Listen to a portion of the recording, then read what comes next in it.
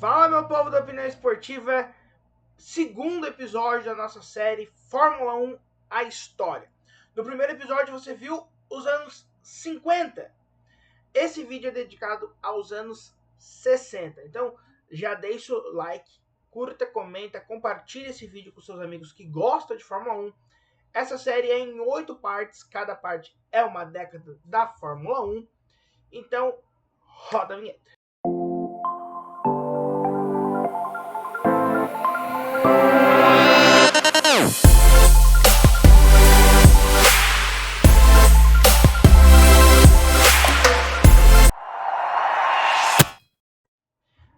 Antes da gente ir de fato para os anos 60, vamos recapitular o que aconteceu nos anos 50. A Fórmula 1 é fundada em 1950, né, no início da década.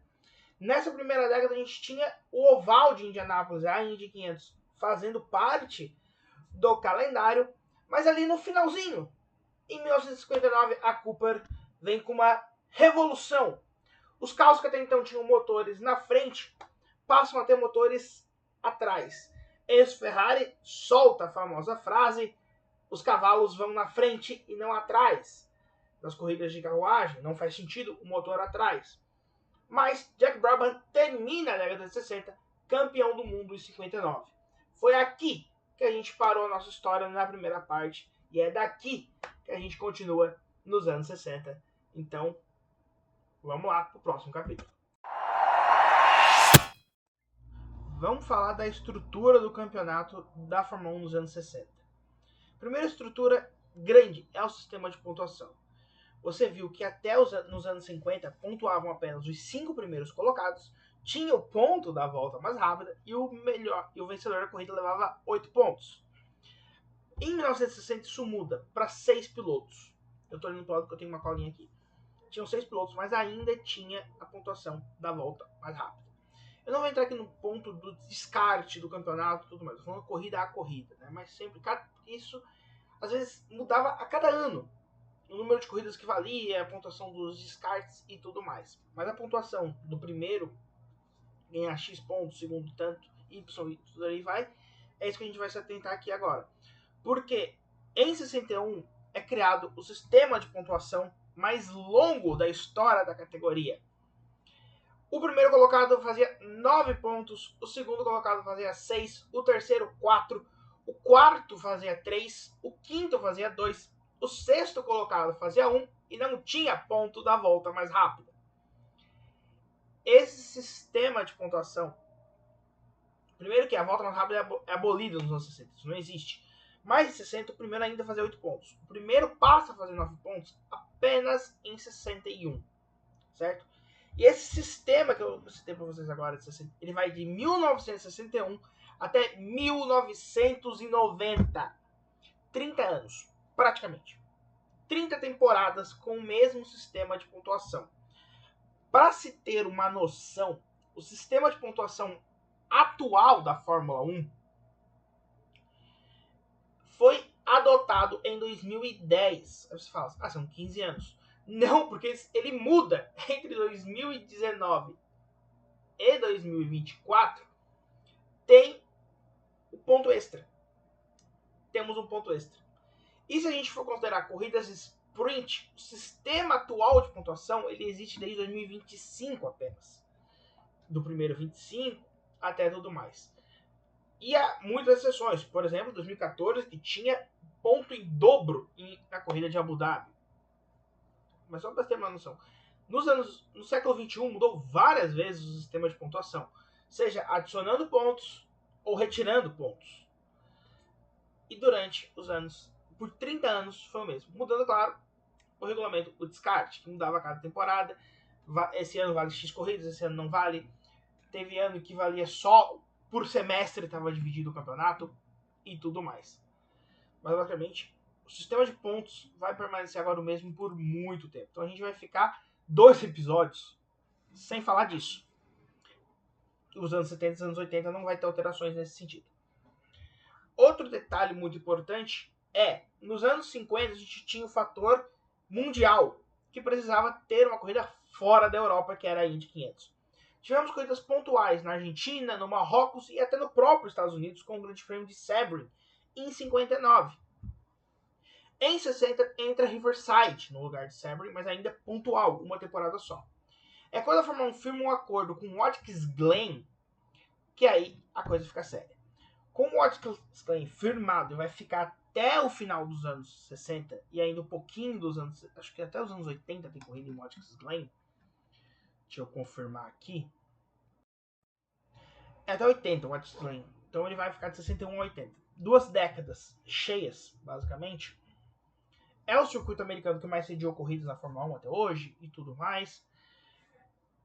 Não precisa mais ter a Indy 500 ali no calendário. E a Indy 500 sai a partir de 1961 e a Fórmula 1 nunca mais vai voltar a ter circuitos ovais na categoria. Curiosamente, é nesse período dos anos 60 que alguns pilotos da Fórmula 1 vão correr a Indy 500. Finalmente. Agora que ela não vale mais. Coisas que a gente não entende. Mas não foi só o Watkins Glen. Entra neste período também um circuito bem famoso e conhecido da gente, que é o circuito de Hermanos Rodrigues. Sim, o mesmo que está até hoje na Fórmula 1. Ele não está em sequência, ele tem pausas. Ele entra nos anos 60, volta nos anos 90 e ali por volta dos anos 2010 ele retorna. E aí sim, estamos aqui com a terceira passagem do Hermanos Rodrigues. Mas ele entra lá nos anos 60 a primeira vez. Quem também entra e fica um bom tempo é a África do Sul. Primeiro com East London e depois com o conhecido e tradicional Kyalami. Ficou um jeito estranho de falar, mas vocês entenderam. Kyalami. East London e Kyalami. E aí sim, passa a ter caráter mundial, passa a estar presente em 3 continentes diferentes. Não tem mais a América do Sul, como tinha na Argentina. Mantém-se a América do Norte agora com 2 circuitos permanentes. E tem a África. Não mais com o Marrocos esporadicamente, mas com a África do Sul estando presente de fato. A partir de agora, vai ficar os Estados Unidos tendo um circuito até 1990. O México vai e volta. E nunca mais vai ter aquele negócio de ter poucos continentes. A partir dos anos 70, fica fixo no mínimo 3 continentes em quase todas as temporadas, porque vai entrar a América do Sul nos anos 70, entra a Ásia, tem um flerte ali nos anos 70 que não dura, mas volta com tudo nos anos 80, assim como a Oceania, que é os continentes que a gente tem hoje, né? Ásia, Oceania, América do Norte, América do Sul e Europa. Falta ali a África e a América Central. A América Central nunca entrou na Fórmula 1 e a África tem esse flerte de retornar. Mas muda para sempre a estrutura da Fórmula 1 nos anos 60, se consolida de fato como um campeonato mundial. Vamos falar dos pilotos agora. Nos anos 50 a gente teve alguns nomes bem conhecidos. 2 deles vão seguir um pouco ali nos anos 60, que é o Stirling Moss e o Jack Brabham. Stirling Moss já pro final da carreira, termina a carreira sem nenhum título mundial conquistado. Jack Brabham, esse sim, conquistou o título em 59, emenda um bicampeonato em 60 e sai da Cooper para formar a própria equipe, a Brabham. E isso é bem comum nos anos 60 e 70. Outros exemplos de equipes de pilotos, a gente tem a Fittipaldi, a Hill, a Surtees e, claro, a McLaren, que é a mais vitoriosa de todas elas. Outras equipes de pilotos que você pode lembrar aqui de nome, talvez, Stewart e Prost, não entram nisso, porque os pilotos não correram. A gente está falando aqui só de equipes em que o próprio piloto corria. Então, o Bruce McLaren corria pela McLaren, o Jack Brabham corria na Brabham, o Emerson Fittipaldi correu na Fittipaldi, o Graham Hill correu na Hill e o John Surtees correu na Surtees. Claro, Hill, Surtees e Fittipaldi, anos 70 as equipes. Mas a gente está focando aqui nos anos 60, a gente tem McLaren e a Brabham. O Jack Brabham ganha o título mundial de 66 pela própria equipe. Um feito único. Até hoje ele é o único campeão mundial pela equipe. Curiosamente, o Jack Brabham talvez seja o cara mais gente boa do mundo, que permitiu uma disputa de título e perdeu para o seu companheiro de equipe em 67, quando o Denny Hulme foi campeão. Os anos 60 também teve os grandes astros da Fórmula 1. Um deles, talvez o mais famoso da década, que não ganhou títulos. A gente teve o Stellan Moss nos anos 50 chamando a atenção. Nos anos 60 a gente teve Volk van Trips, astro alemão do início dos anos 60, piloto da Ferrari, muito famoso, ídolo de muitos pilotos dos anos 70, que chamava a atenção e que tragicamente morre no Grande Prêmio da Itália enquanto estava sendo campeão mundial de Fórmula 1. Penúltima etapa do ano, ainda teria o Watkins Glen, mas ele estava ali rumando para o título, ele estava liderando a prova quando ele perde o controle do veículo, voa para as árvores e acaba falecendo. Feito esse que faz com que o companheiro de equipe dele, o Phil Hill, seja o campeão mundial. Por conta das regras dos descartes, por conta da pontuação, com a morte do Von Trips, se não me engano, o Phil Hill era o líder do campeonato, né? É porque iria descartar os pontos, regulamento da época e tudo mais, mas o Phil Hill é campeão. Phil Hill esse que não tem nada a ver com o Graham Hill, que foi o campeão no ano seguinte, em 62. Graham Hill, que é o Mr. Monaco, ganhou 5 vezes o GP de Monte Carlo, um recorde que duraria anos até ser quebrado pelo Ayrton Senna, e foi igualado o recorde do Hill pelo Michael Schumacher. São 5 vitórias para o Hill, 5 vitórias para o Schumacher, 6 vitórias para o Senna em Mônaco. O Hill ainda ganharia as 24 horas de Le Mans e a Indy 500, que eu falei, né, que eles iam voltar a correr. Não foi só ele, o Jim Clark também ganha a Indy 500 neste período. Jim Clark, que esse é o grande nome dos anos 60. Se a década de 50 pertence a Juan Manuel Fangio, a década de 60 pertence a Jim Clark. Ele ganha apenas 2 campeonatos mundiais, mas poderia ter sido muito mais se ele não tivesse morrido numa corrida de Fórmula 2 em Hockenheim. Naquela época, a Fórmula 2 não era igual é hoje, que é uma categoria de base. Apesar de ser usada como base por muitos pilotos profissionais corriam na Fórmula 2 por conta de dinheiro. A Fórmula 1 não pagava tão bem. Foi o caso do Clark, já bicampeão mundial. O piloto principal da principal equipe, que era a Lotus, teve que correr a Fórmula 2 por conta de dinheiro e acabou falecendo na Alemanha. A curva, o local em que ele faleceu hoje, é a floresta, né? O circuito foi coberto, não a Fórmula 1 atual nem corre Hockenheim, mas o circuito que é usado não tem mais o trecho em que o Clark faleceu em 68. Ele tinha vencido a primeira etapa, talvez era o melhor carro que ele tivesse na mão, a Lotus de 68, e o Graham Hill aí sim foi bicampeão mundial. Tivemos em 64 também outra lenda do automobilismo, o John Surtees, que é o único piloto a ganhar o Campeonato Mundial de MotoGP e o Campeonato Mundial de Fórmula 1. Campeão tanto nas 2 quanto nas 4 rodas. E o Clark faltou falar que ele foi campeão com 100% de aproveitamento. Só ele e o Ascari conseguiu graças aos descartes, né? A possibilidade de descartar pontos fez com que tanto o Ascari quanto o Clark ganhassem com 100%, algo que até hoje a gente nunca mais vai ter.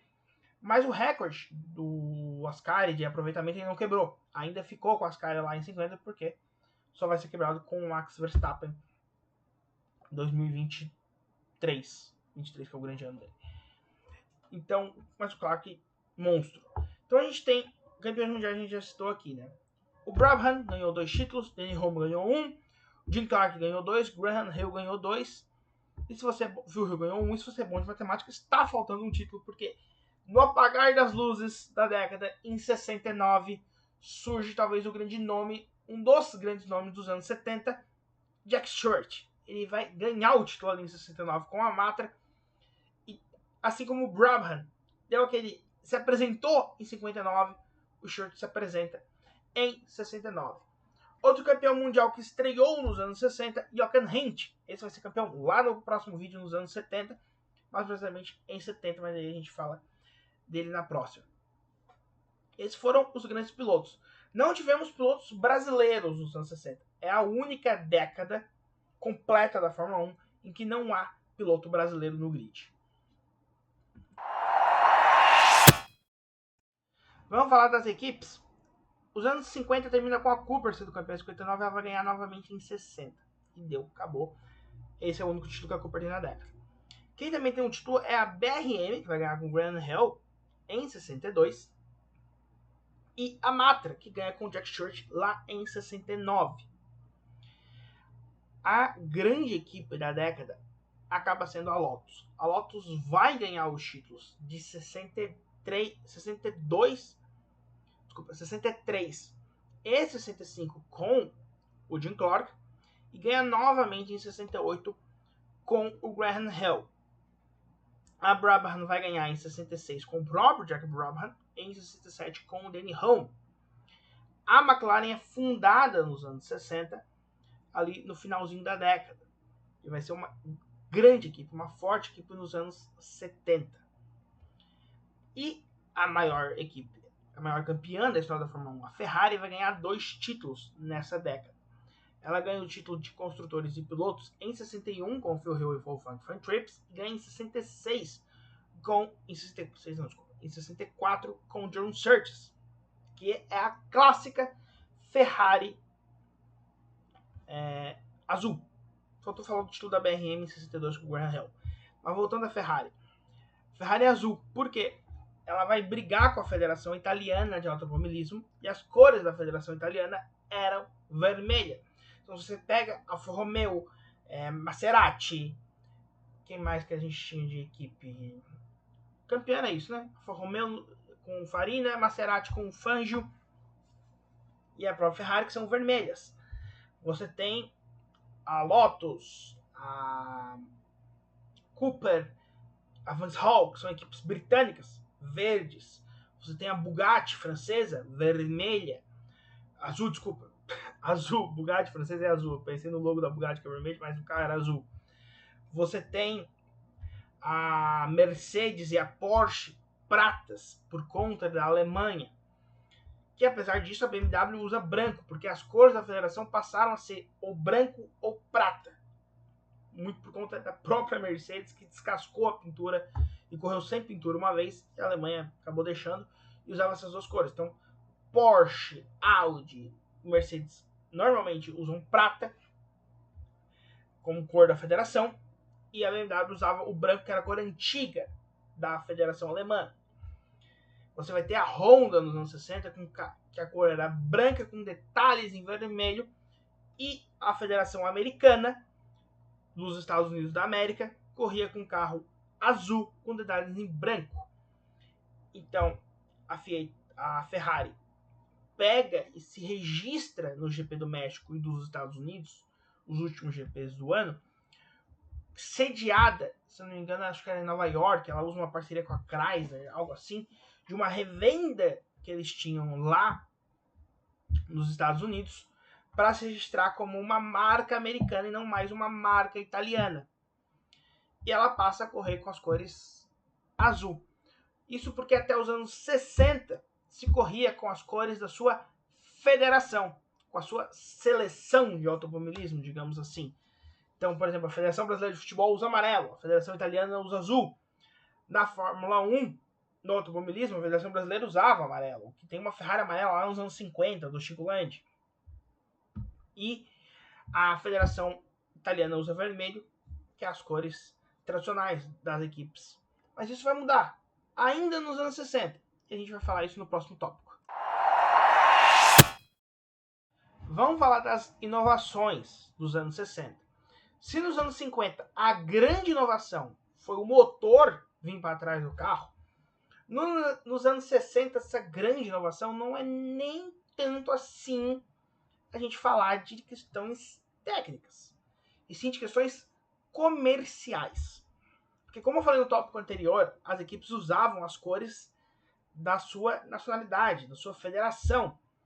Até que a Lotus me aparece no final dos anos 60, ali por volta de 67, 68, com o carro vermelho, que é as cores da Federação Italiana, só que com detalhes em branco e prata. Por quê? Porque ela tinha assinado um acordo de patrocínio com a Gold Leaf, marcas de tabaco britânicas. Depois eles vão ficar famosos com a John Play Special e outras tantas marcas. Marlboro com a McLaren, depois a Ferrari. Mas essa foi a primeira vez que a Fórmula 1 viu um carro pintado sem as cores da federação. Ele estava pintado com as cores de um patrocinador. E a partir daí, porque não foi a primeira vez que a Lotus botou patrocínio, ela já havia botado patrocínio antes do carro ainda verde. Mas agora ela mudou as cores. Ela tirou as cores da federação. Ela trocou o amarelo da Federação Britânica por um dourado. Ela trocou o verde por um vermelho e adicionou um branco que nem existia. Uma terceira cor naquele carro. E totalmente diferente. Totalmente disruptivo de tudo. E a partir daí, eu repito, a Fórmula 1 nunca mais vai ser a mesma. Porque a McLaren, que corria com os carros brancos da Nova Zelândia, passam a correr com os carros laranja da Gulf. Aquele laranja papaya. Não é a cor da McLaren original. Aquilo lá era a cor do patrocinador da época, que hoje é o patrocinador da Williams. Isso vai fazer com que algumas equipes não tenham uma identidade própria. A McLaren, por muitos anos, foi branca e vermelha por conta da Marlboro. Depois passou a ser prata por conta da West. Se manteve prata e preta. Depois, por conta da Mercedes, quando vira para a Honda, fica sem identidade nenhuma até voltar a ser laranja, que era uma identidade de patrocinador. Faz uma parceria em Mônaco com a Gulf, mas se mantém laranja até hoje. Laranja com preto ali e tudo mais. Ferrari sim é vermelha, mas você tem a Renault Mute 7, depois ING, você tem as grandes equipes, né? A Benetton Mute 7 também, assim como a Renault. A Williams, que já foi da companhia aérea saudita, foi depois da Camel, foi da Hartmanns, foi BMW com HP, foi Martini nos últimos anos, não tendo uma identidade, não tendo uma cor própria. Isso começa com a Lotus nos anos 60, com o patrocínio com a Good Live. Inclusive, é com essas cores que o Emerson Fittipaldi vai ganhar a sua primeira corrida em 70, no próximo episódio. Já dando um spoiler, porque tudo isso acontece nos anos 60. Foi só isso? Não foi, tá? Teve mais mudanças. O carro passou a ser certinho, um charutinho, como ficou conhecido. Passou, ao final dos anos 60, a ganhar asas. As asas que a gente conhece, tanto na parte da frente quanto na parte de trás, tudo criação da Lotus, tudo criação de Colin Chapman. Então, se a gente pode dizer que os anos 50 tem uma forte mão ali do Fangio, e não fica muito bem claro quem é essa equipe clássica, se é uma Alfa Romeo que aparece no início da década, se é a Mercedes na metade, Ferrari com os recordes que duraram anos, e até uma Brabham, uma Cooper que muda o jeito de se fazer motor. Há muitas mudanças, há muitas equipes participando. Os anos 60 a gente tem talvez as duas principais mudanças, que é a criação de asas aerodinâmicas e de se botar patrocínio nos carros, pertence à Lotus.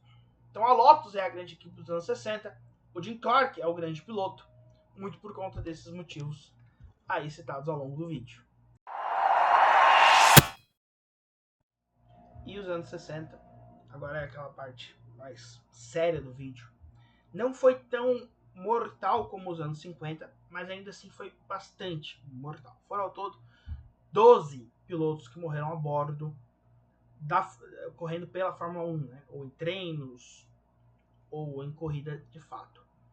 Foi Henry Schell, Chris Bristol, Alan Stace, Shane Summers, Giulio Cabianca, Wolfgang von Trips, que a gente contou a história aqui ao longo do vídeo, Ricardo Rodrigues, que morreu no circuito dos Hermanos Rodrigues, num caso até curioso. Foi uma corrida para testar, na época que acontecia isso, corridas de testes da Fórmula 1 de circuitos, testar se o circuito do Hermanos Rodrigues ele era seguro e comercialmente aceito.